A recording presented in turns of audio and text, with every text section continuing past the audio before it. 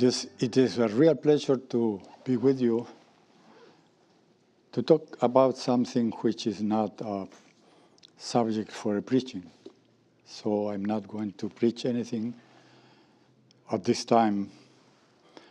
We are going to deal with a question.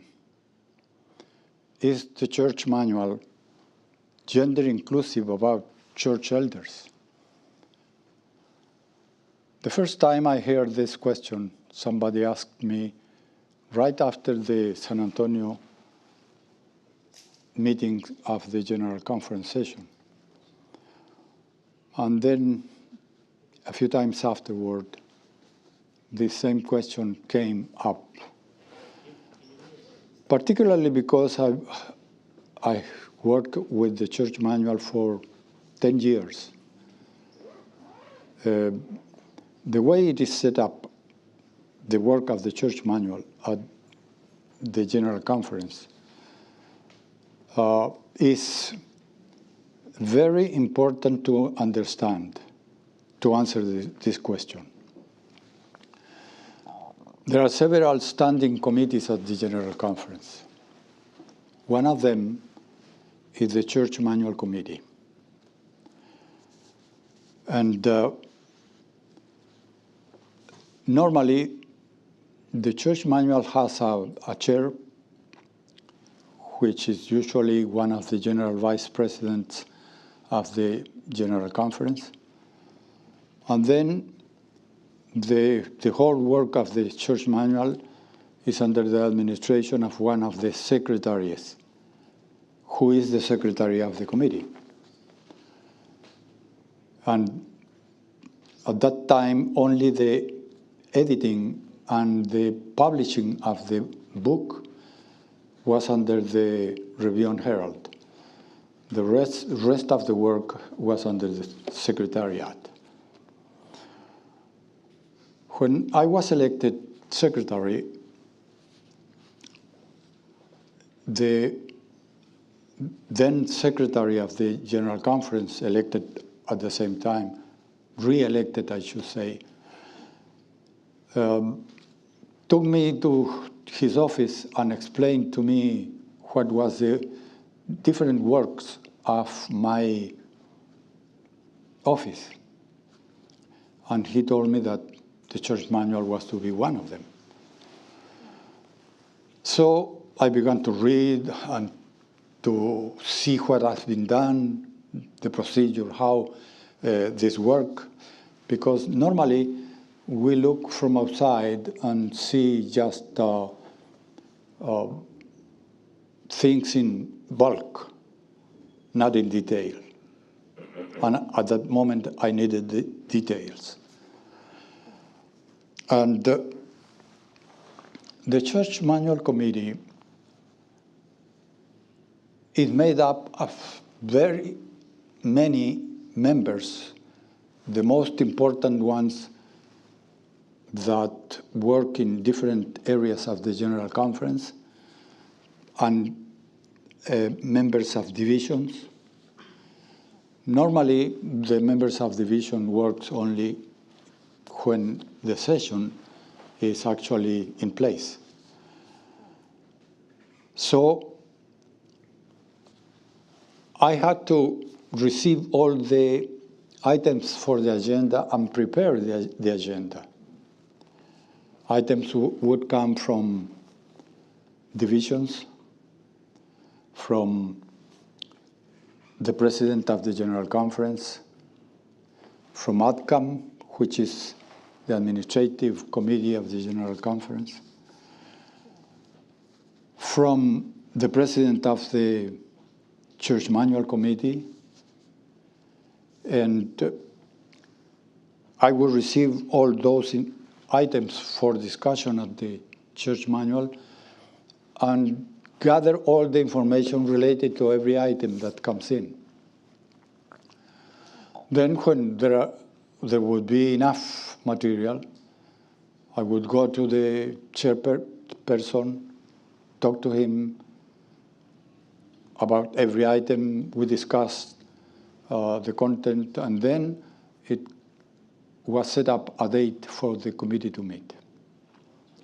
When the committee met, and this is normal procedure still going on at the GC, then we discuss freely with all the members. Normally, it takes a while to come to a conclusion and to a recommendation.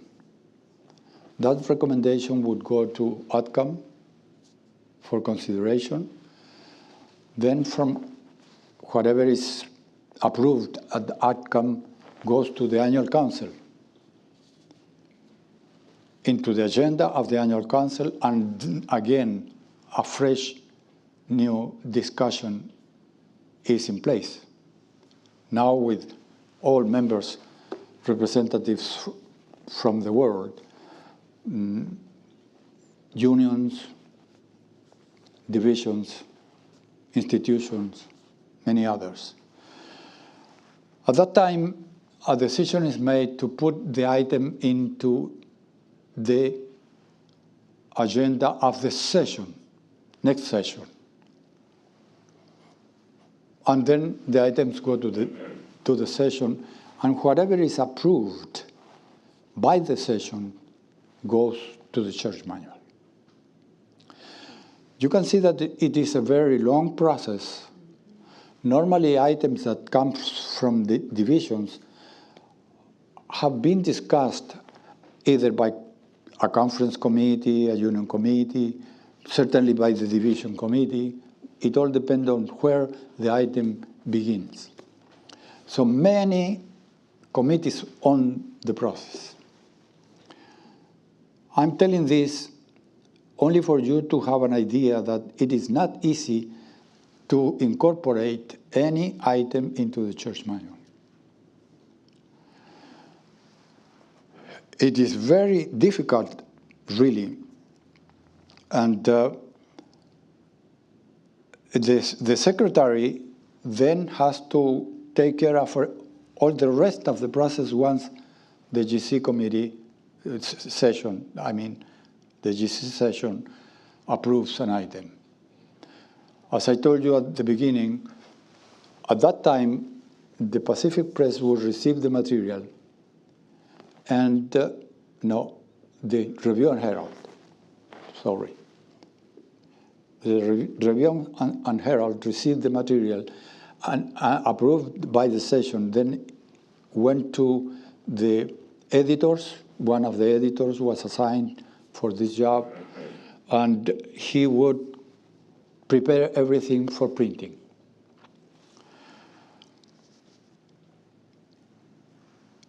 This was going on all through the time that this church manual has been published. Now the same manual says about the changes in the content of the manual, something which I want to read directly from the book. It is there since 1946, this decision.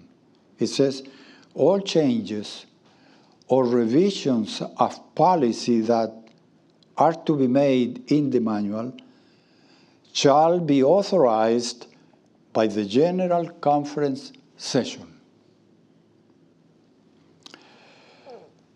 You can see no one participating in all this process I described to you has the power to make any change, not even adding a comma.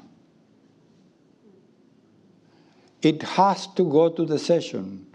And according to the church manual itself, this is how it should be done. And it is done that way. In the year 2000, there was a rather important change. The content of the church manual was divided in two sections. One, it is the main content, and the second one are notes, explanatory in nature. these notes would explain what the content actually means. Or it may be something related to the main content, but that has some particular nuance to be applied in one place or another. Then the note would say that.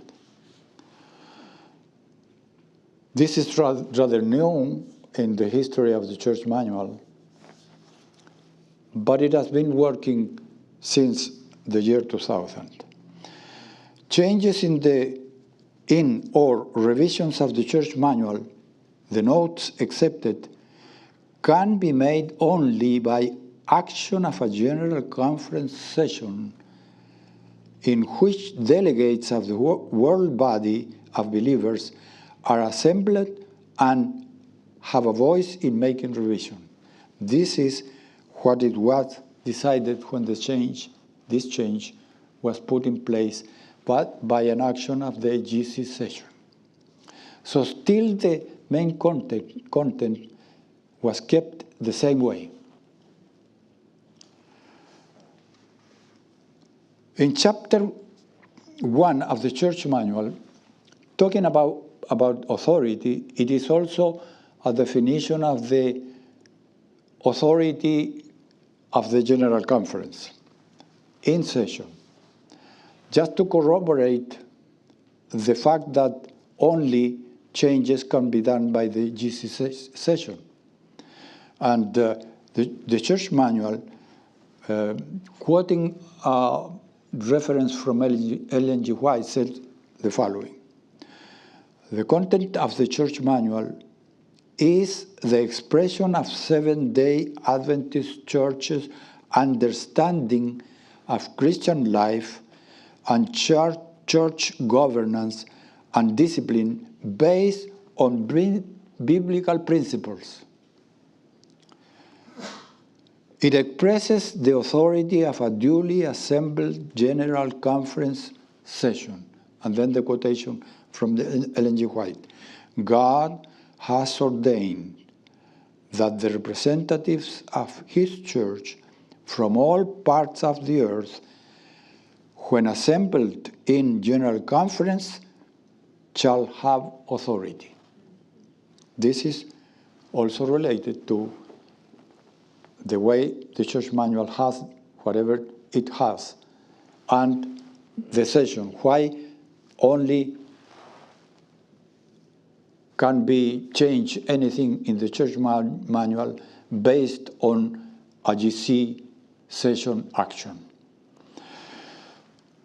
The basis for this understanding comes first from the Bible. It has to be that way. And in the Bible, we quote Acts 20, 17 to 28, Hebrews 13, 17, and 1 Peter 5, 1 to 3. And also based on Ellen G. White's revelation. You see, we have to take first the Bible, then the spirit of prophecy, in that order of importance, knowing that we should not go in a direction contrary to the Bible, neither contrary to the spirit of prophecy. So it has to be a harmony between these two. It is not just a church manual open for whatever the church would like to. It is the voice of the church, and it is the authority of the church, but not outside of the authority of the Bible, neither the authority of the spirit of prophecy. That's why all this process has to be very carefully followed. It's amazing. Because this is a procedure that has been in place since the beginning of the church manual, and it has all the time been followed very, very faithfully. Sometimes I hear criticism toward the General Conference administration. I worked there for 10 years. And let me tell you, I'm not trying to convince anybody nor contradict anybody. I'm just telling facts.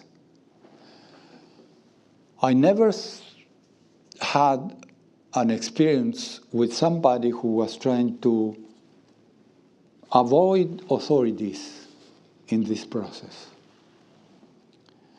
Yes, sometimes tension comes up because there are some who think one way, other people who think different way, and there is diversity of opinion, yes.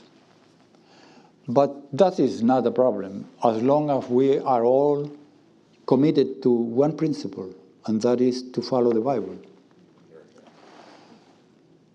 Differences of opinion are not really a difficulty or a problem, and should not ever create any kind of contention.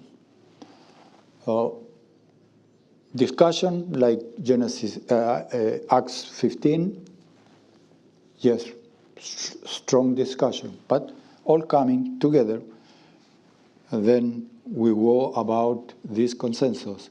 And to get the consensus of the whole church is a long process, but it is possible. And we have been experiencing that with the church manual all through every item that goes to the church manual. We may ask, has this been always faithfully respected by the GC? The answer, naturally, is yes.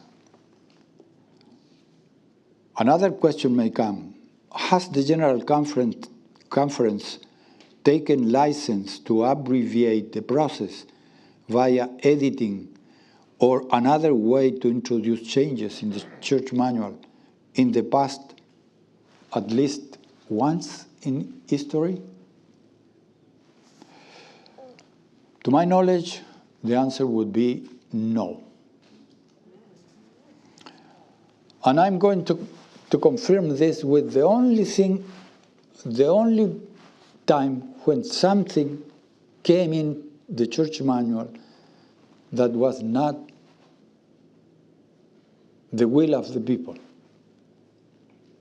Actually, there was not something that was introduced, but it was something that was left out. And this, when I got to the GC in 1990, the volume of that session was already in the process and printed. A year later, you see, when you have something that is under your responsibility, you keep in tune with that all the time. And it came to my knowledge that there were items approved in the 1885 General Conference session that were not incorporated in the 1990 edition of the Church Manual after the 1990 session. I gathered all the information, went to the Church Manual, because you have to follow the process. And it reported to the Church Manual what happened. We have an edition of the Church Manual that is not faithful to the actions of the GC session. This is very unusual, irregular. It is not acceptable. Well, the decision of the Church Manual Committee was to report to ADCOM GC Administration Committee. And that one is made up by Treasury, Presidency, Treasury, Secretariat. If I follow the order of importance in the administration, it should be Presidential, Secretariat, and Treasury. There, at that moment, there were 6 working at Presidential, Vice Presidents, and 6 working in Secretariat, and 6 working in Treasury. This is the administration of the GC. And then in the ADCOM, or Administrative Committee, also you have a few representatives from departments. DRI, and a few others, and that is the Administrative Committee. When this committee discussed the issue, they all came to consensus, total consensus. No, we have to stop the edition of this church manual. And we came to the conclusion that the 1990 edition of the church manual has to be retrieved and to be destroyed and to be replaced by a new complete edition. But doing that with just a decision from this committee, ADCOM, would look a little bit like trying to hide something, which we cannot do at that level of the church. So we took it to the annual council, where everybody was present, and I reported the situation and gave the parts missing. All the information was in their hands. So the annual council of 1990, that is October, a decision was made. And I have the complete copy of the decision to read to you, for you to have a clear idea how the mind of the members of these committees works. The action says, Mario Veloso presented the document showing items voted mainly by the 1985 General Conference session, which do not appear in the 1990 edition of the Church Manual. It was voted. 1. To officially inform the World Church by way of the Annual Council that certain items previously voted by a General Conference session were for inclusion in the Church Manual are missing from the current 1990 edition due to technical errors. I'm going to explain a little bit that. 2, to provide divisions with the corrected material to enable them to incorporate the corrections in their printings of the Church Manual. 3, to place the corrections in all future printing of the 1990 Church Manual. Okay, it is quite clear the decision for the whole church. Now, these technical errors. As I told you, the Church Manual was under the editing and printing responsibilities of the Review and Herald. When this came back to ADCOM again, one of the actions that ADCOM immediately took was to take the church manual from the hands of the Review and Herald and place it entirely in the hands of Secretariat. From there on, whatever it was going to be the church manual would come from Secretary, ready to be printed. Only printing was in the hands of the Review or wherever Secretariat would like to print it, if there would come any difficulty. You can see that this is taken very seriously. There was one mistake. I would not say it was intentionally done. That's why we say due to technical problems. Not to get involved in any investigation of the matter. It was what was the intention, why this happened. It was easy, no discussion on that point, and the whole responsibility was taken from the Review. Now the church manual is actually done, the proof reading of the material to be printed, everything is done in Secretariat. Because, you see, you have somebody there that has a responsibility, one of the secretaries, and you can call attention to that person and actually make that person responsible for whatever happened. Otherwise, it was very difficult to make anybody responsible. So this is what happened at that time. But you see, once the action was taken at the annual council, we knew what needed to do. It came back, as I said, to ADCAM again.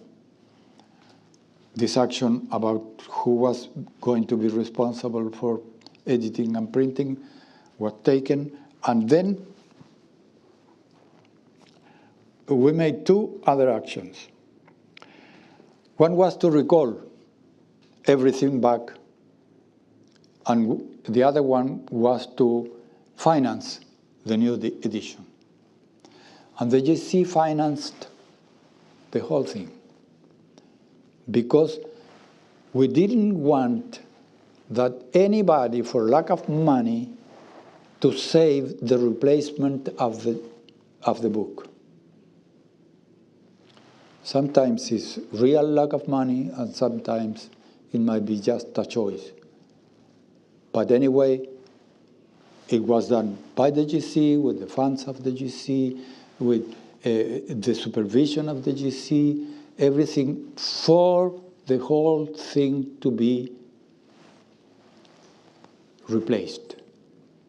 And actually the mistake to be corrected fully. This was all done in unanimity. I mean, the mind of those who work at the GC and the mind of those who were in the annual council, they were all one mind. And this is the way the church manual material is being handled all the time. And I would say not only the church manual. The GC actually is very careful on everything that it is done there. Whatever goes to the church manual or goes to the policy book, the procedure is very similar. The only thing different is some items that go to the working policy don't need a GC session. But most of the material that is in the working policy goes the same procedure as the church manual with an action of the GC session. So these documents are very seriously taken. Sometimes when somebody quotes to me a book saying, but so-and-so teaches this, and this is a teaching of the church, I would say no. Nobody's book is the teaching of the church, even if it is all correct. It is not the teaching of the church. The only documents which are officially the voice of the GC are 4 documents. These are the only ones. One, the Bible. This is official teaching of the Seventh-day Adventist Church from Genesis 1:1 to Revelation, the last verse. Second, the writing of Ellen G. White. This is official teaching of the Seventh-day Adventist Church too. Second, the church manual. Third, the church manual.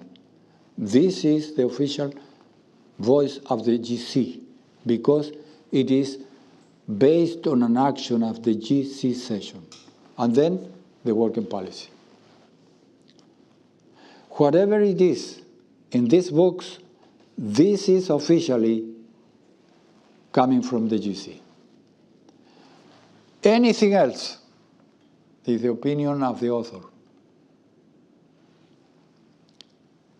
When we talk about the Bible, the author is God, not the biblical writers. They are not the authors of the Bible, and we should never quote Paul saying, author of Romans. He's the writer of Romans, not the author. And the same way, all through the Bible and the spirit of prophecy, the same thing. Another point that we should never stop emphasizing is the inspiration is actually happening not in words or structures, literary structures. It is in the actual teaching content of the Bible. That's what God is revealing. Because the words and the structures belong to the writer, whoever is an apostle or a prophet. But God, through the Holy Spirit, is saving the reliance and the truthfulness of the content. That's why whenever I hear anybody in any committee or in any book working on the structure or words, finding one word which is also in that place, let's say New Testament and Old Testament, and they put together and they make to say in the Old Testament whatever is related to that word in the New, or vice versa, that is not a biblical good scholarship. That might be a scholarship of critical method-based, but not biblically based. We go comparing contents. If Paul says something about the new birth and is quoting the Old Testament about the new birth, then we are talking about the same thing. Or if we say there is one word which is applied to the Levites to take care of the sanctuary in the Old Testament, and we say the same word was in Genesis to refer to taking care of the trees and the garden, well, and come to the conclusion that since that word referred to the priesthood, then we would say it must mean that in the reference to the Garden of Eden, the garden should be taken into as a temple. I'm going to say an example a little bit too harsh, but what if in the prodigal son work would say that he was put to take care of the pigs with the same word that in Genesis Adam and Eve are taking care of the Garden of Eden? Would we conclude that the Garden of Eden is a place for pigs? No, because it is not a word that makes a difference or a similitude with another context. It is the content, the teaching, the ideas, the concepts. And we have to take care of that very carefully. Most of the scholarly work done in this, at these times, is done through the connections of words and structures. And we develop a whole hermeneutical base on these principles, which are putting us only to work with the human side of the Bible. And it is, to my understanding, very, very coherent, because since this method is human and the material with the method is working is human, then they are on one level, the human level of the scriptures. They are not getting into the divine revealed content of the scriptures. So it looks like very scientific, that way of working with the scriptures, but actually it is not. I got my doctoral degree from a Catholic university, and I had to struggle with this situation. Then I went with my professor, the one who was leading me in the dissertation once, and we discussed a whole afternoon. After lunch, we got together and we spent the whole half a day talking about the methodology that we were going to follow in this dissertation. And I said simply, I'm going to work with the Revelation, and my work was on the Gospel of John. I'm going to work with God's revelation in John, which means unexplained. The whole explanation that we find in introduction to the Great Controversy. I didn't need to quote the reference, not telling him that it was our prophetess, nothing of that, but explain very clearly what was my understanding of Revelation. And after several ideas that we discussed, he said, it's okay, it makes sense. But you have to be consistent, he told me.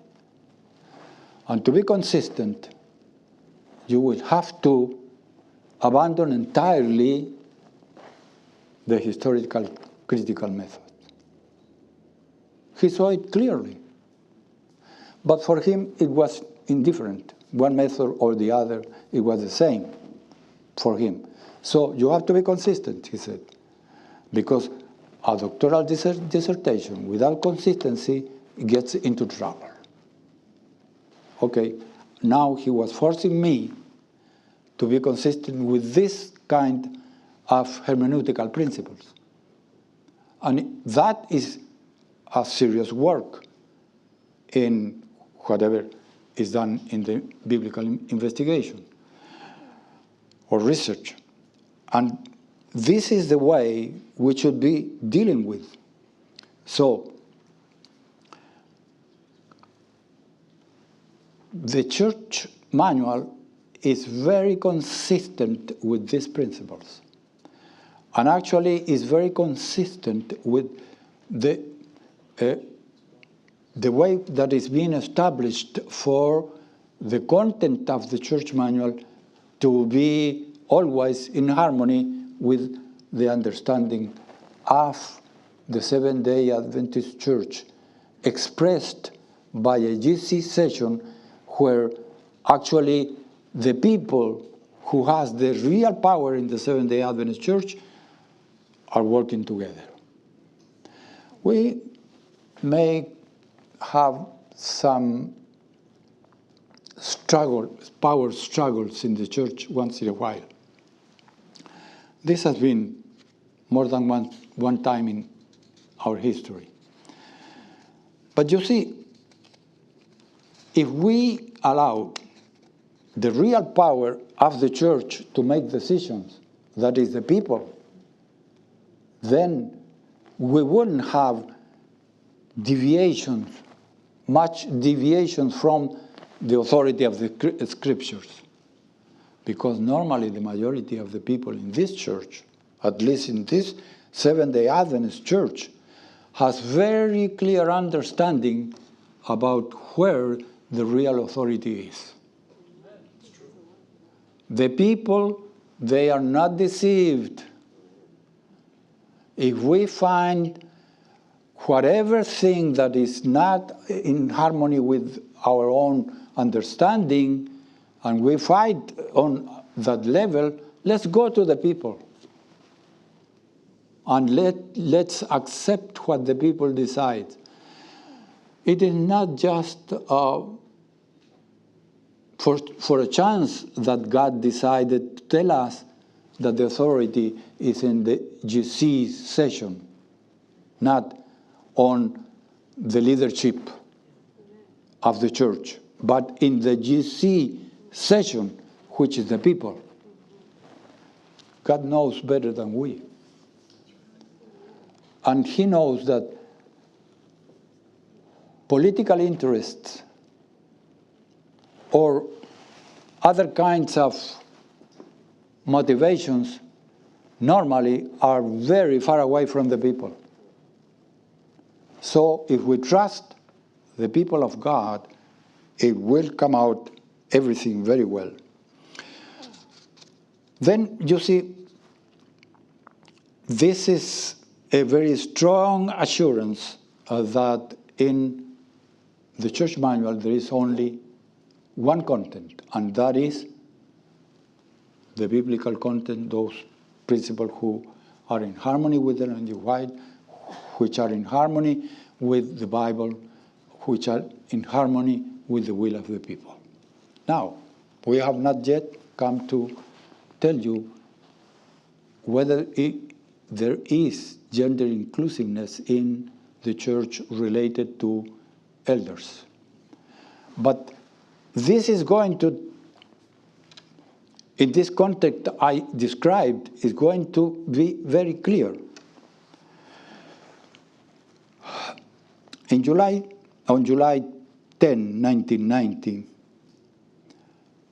the same GC session of the 55th constituency meeting just referred to, held at the Indianapolis, Indiana, took the following rather simple directive.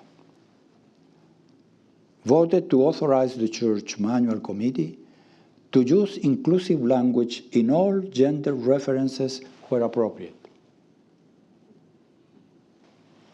Now, we have a directive to the Church Manual, not to everybody, not to any committee of any level of the church administration, not to any publisher, to the Church Manual Committee.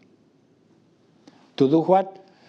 To actualize all references which are appropriate to expressed in gender-inclusive language. Let's say we are talking about the election of the Sabbath school principal. There you can have inclusive language, no difference, and many other places.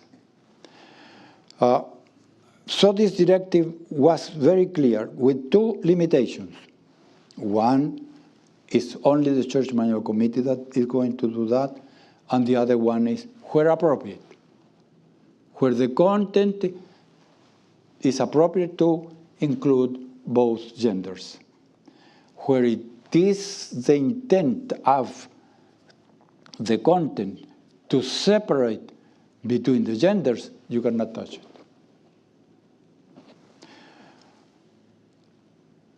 This was not an open action, and some people sometimes quote this action to say, no, we are authorized now to have the use of inclusive language in the church manual.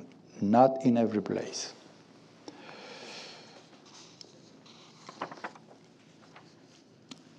Okay, there is one more point that I need to clarify because this is very important.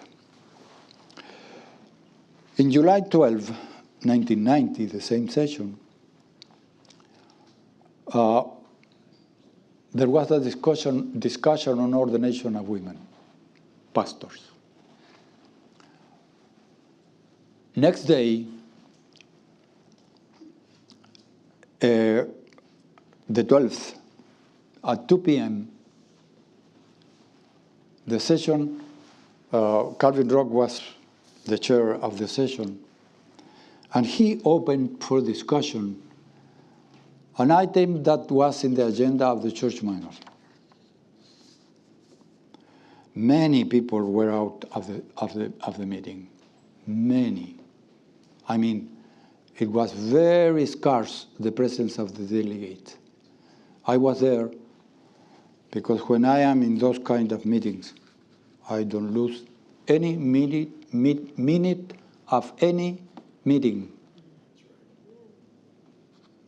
Even now that I have no responsibility myself.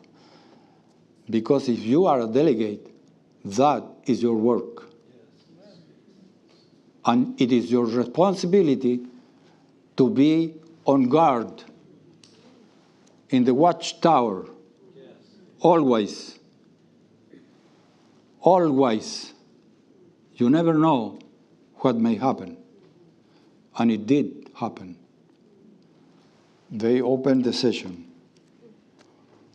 The item was the authorization of elders to in the marriage ceremony. And it was an item, and I know it was, and all the delegates should know what is coming because that is published beforehand. That had a little bit of a change with not a direct language expressed, a little bit of a trick. And you have to watch for any trick when it is there. I'm going to read you how the change was worded. In the marriage ceremony, the church, vows, and declaration of marriage are given only by an ordained minister. And now comes the change. Except in those areas where division committees have taken action to approve that selected licensed or commissioned minister who have been ordained as local elders may perform the marriage ceremony. This was introduced. It is not a clear-cut understanding because the minister, the selected licensed and commissioned ministers, this was clearly in harmony with the church manual and with whatever it was in the working policy about licensed ministers, because that sentence was never found in the church manual in any other place. So in the church manual, that expression didn't mean anything. But about the licensed ministers, yes, there is explanation. And in the church manual, there is a definition of the licensed ministers. In that definition, which is still there, it says, by the way, licensed ministers, according to the church manual, is reserved, quote, to give young men an opportunity to demonstrate their call to the ministry, especially in the area of soul winning. Prospective candidates are granted ministerial licenses by the conference mission field. You see, this, it says young men. That's right. No confusion. But in the other side, the commission minister seems to be related to women. And that was a little tiny trick, because in the church manual doesn't mean anything. And why selected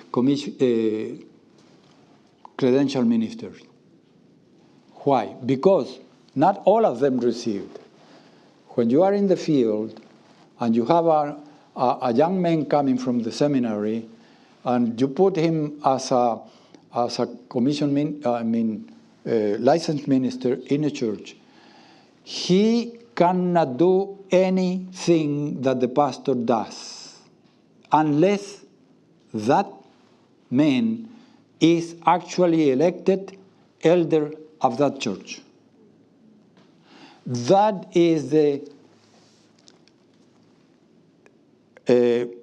selected, because you may be a young man working under an ordained minister, never becoming an elder of the church, just the assistant of the minister.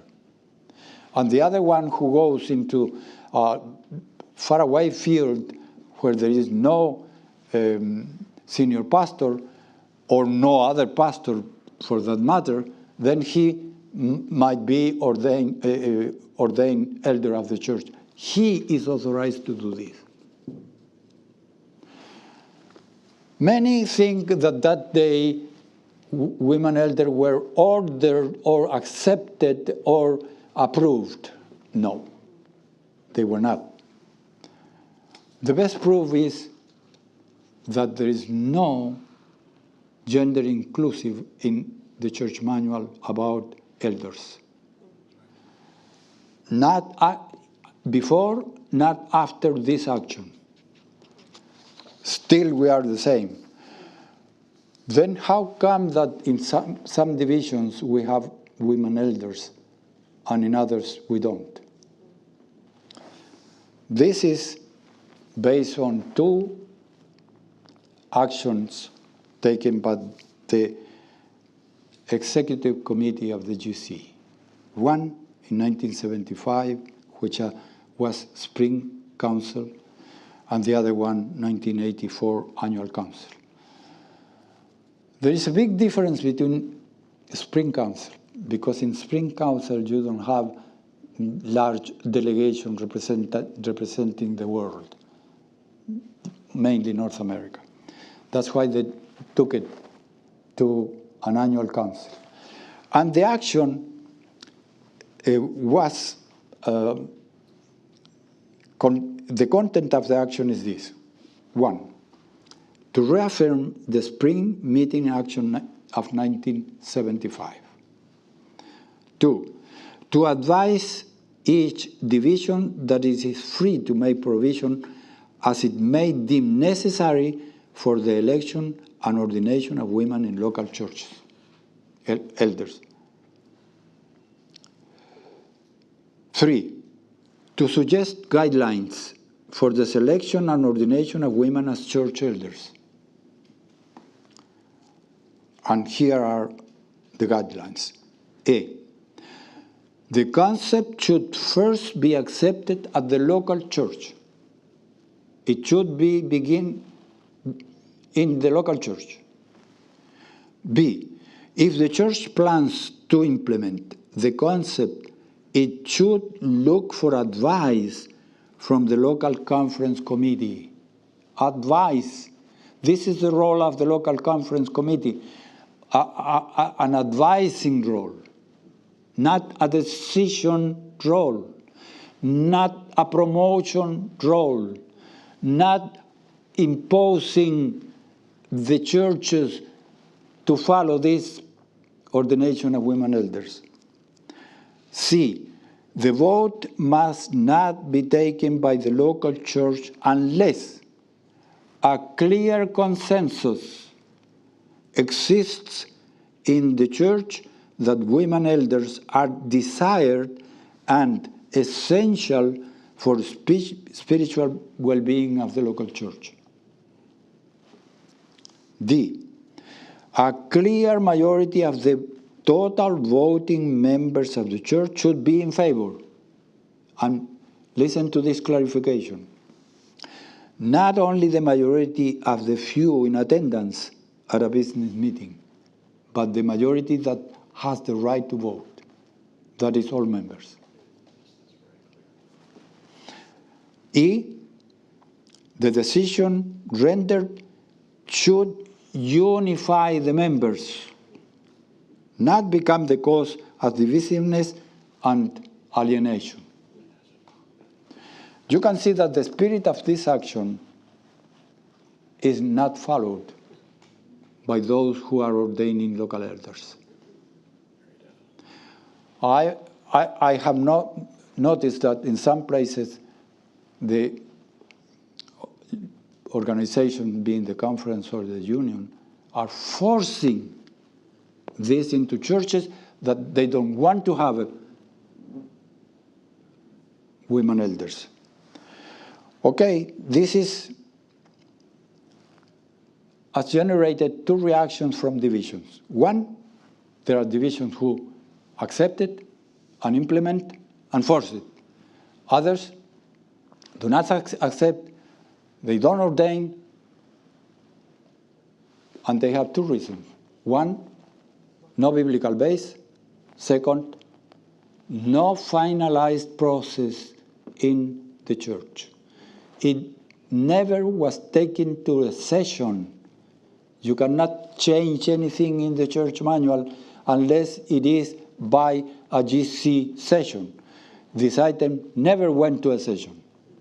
So, at the most, it is a motion in process. And I'm sure that no one is pushing to take it to the session because the session is going to deny it. You may be quite sure that this would be the end of this procedure if it is taken to the session.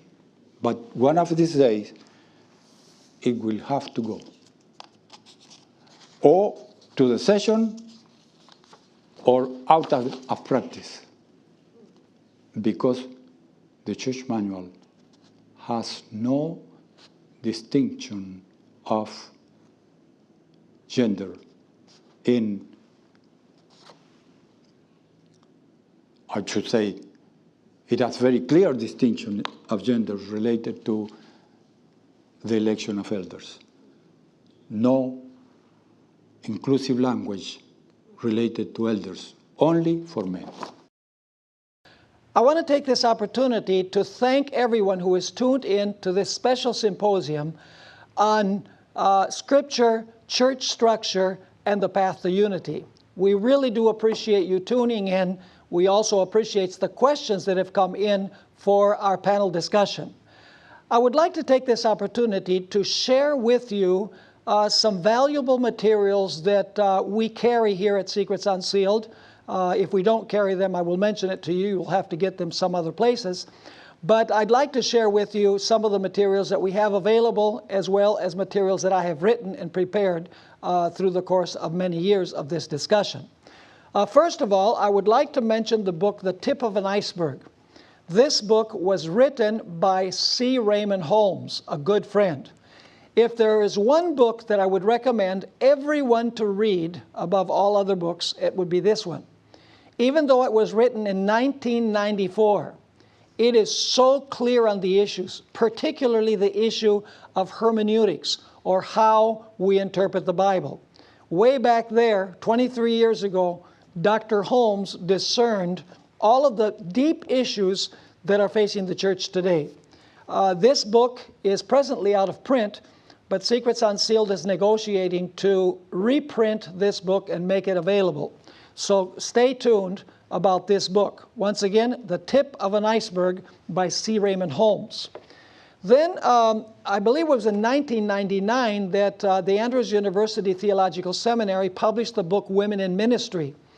And of course, the seminary at that time strongly supported the idea of ordaining women to the gospel ministry. So in the year 2000, there was a book published in response by several scholars of the Adventist Church who were opposed to women's ordination. The name of this book is Prove All Things.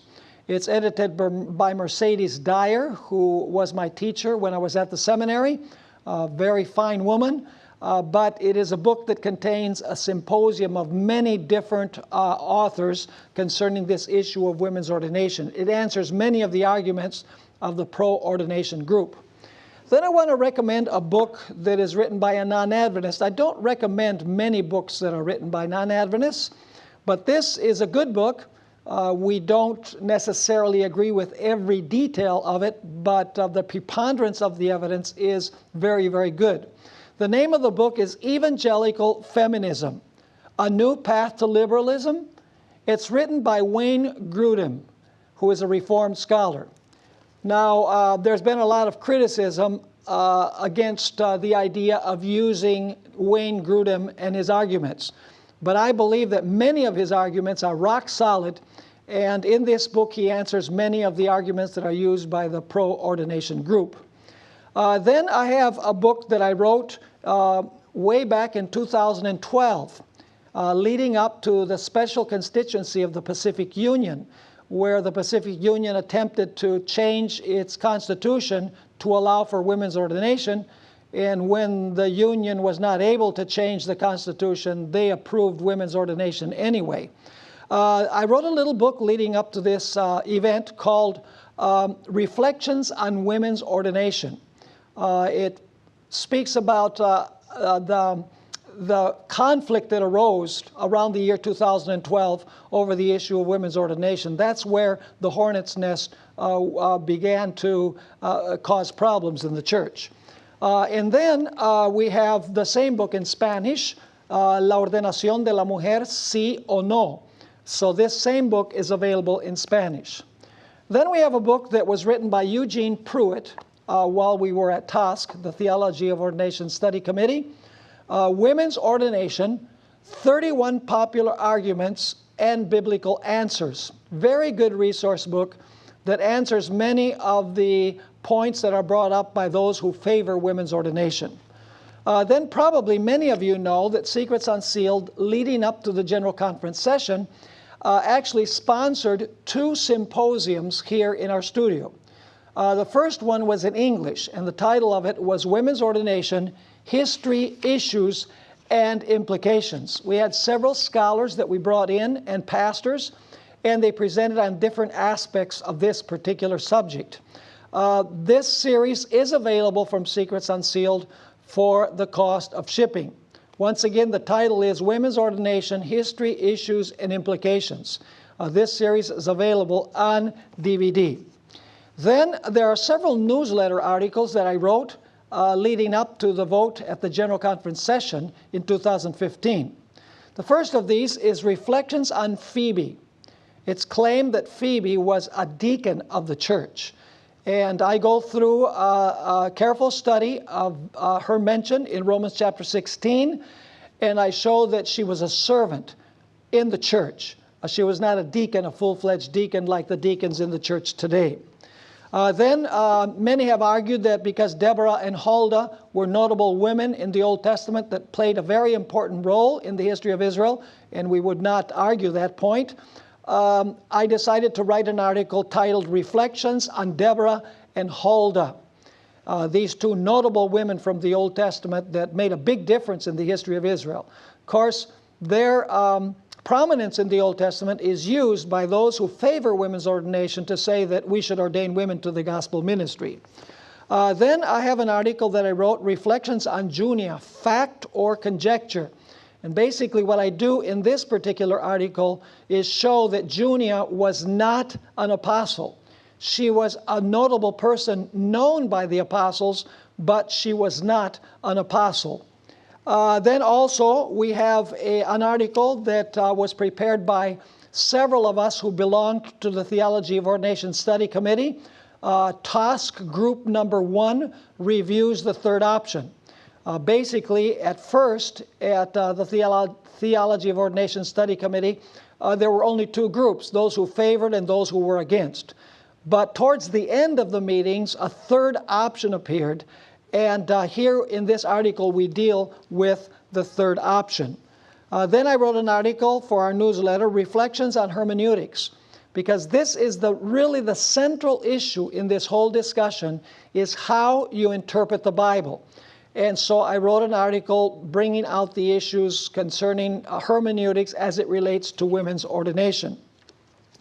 Then there's a sermon that I preached at GYC a couple of years ago, and it's related to this. It's called The Risk of Eternal Loss.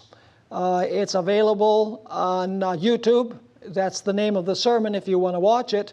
And I also wrote a newsletter article titled The Risk of Eternal Loss. These are some of the newsletter articles that I wrote concerning the issue of women's ordination. Then we have the book, The Adventist Ordination Crisis, which was published by Amazing Facts, but many of those of us who belonged to TASC actually contributed to the arguments that are used in this book. Finally, two resources that I would like to mention. First of all, and this is extremely important, I would recommend people to read this because it basically covers the entire trajectory of the women's ordination discussion from 1968 through immediately after the General Conference session in 2015. The title is Reflections on San Antonio. This is an extremely important article because it shows the different strategies and political moves that were made to attempt to approve the ordination of women to the gospel ministry. I would highly recommend that you read this rather long article in this newsletter. Finally, this is not in a booklet, but it's an article that I wrote, and the title of it is Biblical and Spirit of Prophecy Evidence for Male Headship. It's a good number of pages. Actually, it's 33 pages. One of the big issues that is being discussed is whether the Bible teaches male headship. And I believe that this document proves beyond a shadow of doubt that headship not only exists after sin, but headship existed in the Garden of Eden before sin. The idea of headship goes all the way back to eternity past. And so these are some of the resources that are available from Secrets Unsealed. Now you probably are wondering how you can get the newsletter articles, for example, that I have mentioned. Basically, all you have to do is click on Resources. Go to secretsunsealed.org, our website, click on Resources, and then go down to where it says Newsletter Articles. And you click there and you'll find all of the articles that are in our newsletters, not only on women's ordination, but also on other issues. I would like to just mention in closing that if you want this article on headship, that also is available there on our website, secretsunsealed.org. We carry all of these materials with the exception of the book Evangelical Feminism by Wayne Grudem. You would have to get that online or get it at an evangelical bookstore. However, all of the other resources are available from Secrets Unsealed. So I hope that you will check out these resources, these materials. I believe they're clear that even though women are extremely important in the church, God has given them functions that even men cannot fulfill.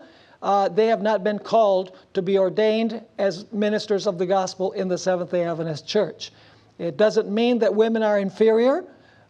Far be the thought from our minds that women are inferior to men. They are equal to men, but they have different functions that God has given them.